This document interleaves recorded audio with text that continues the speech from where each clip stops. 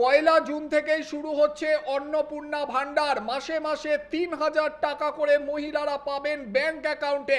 এই মুহূর্তে সরাসরি বিধানসভায় রয়েছেন পুর ও নগর উন্নয়ন মন্ত্রী অগ্নিমিত্রা পাল। তিনি ঠিক কি জানাচ্ছেন শুনুন। দিদি, রাজ্যের মানুষ খুব আশাবাদী আপনারা অন্নপূর্ণা ভান্ডার শুরু করবেন। কারা পাবেন আর কারা পাবেন না এই নিয়ে সাধারণ মানুষ যারা পাবেন তাদের মধ্যে একটা বড় প্রশ্নচিহ্ন দেখা দিয়েছে। এখনো পর্যন্ত কি এইটা নিয়ে কোনো সিদ্ধান্ত হয়েছে? দেখুন, যারা লক্ষ্মীর ভাণ্ডার পাচ্ছিলেন তারা সবাই অন্নপূর্ণা ভাণ্ডার পাবেন। আমি আবার রিপিট করছি, যারা লক্ষ্মীর ভাণ্ডার পাচ্ছিলেন তারাই সবাই আবার অন্নপূর্ণার ভাণ্ডার পাবেন। এদের মধ্যে যাদের নাম বাদ গেছে 91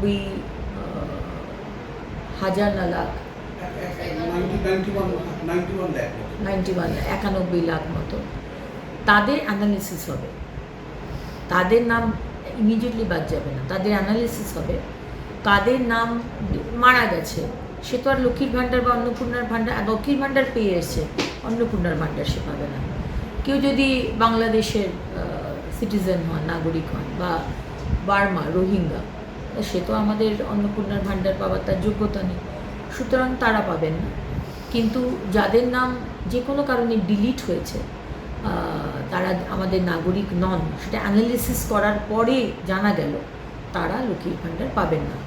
এর থেকে আলাদা করে রাখা হয়েছে যারা ট্রাইব্যুনালে আপিল করেছে, যাদের নাম কাটা গেছে এবং যারা ট্রাইব্যুনালে আপিল করেছে তারা কিন্তু এখনও লক্ষ্মীর ভাণ্ডার পাবেন।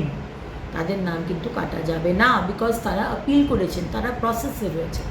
এবং যারা সিএ এর জন্য আপিল করেছেন তারাও কিন্তু অন্নপূর্ণার ভাণ্ডার পাবেন, তাদের নামও কাটা যাবে না। মানে ভোটার আইডি কার্ডে নাম থাকাটা বাধ্যতামূলক, মানে ভোটার আইডি কার্ড থাকাটা বাধ্যতামূলক। একদম, ভোটার আইডি কার্ড বা ভোটার লিস্টে তার নাম উঠেছে, যে কন্ডিশনগুলো আমি বললাম সবাই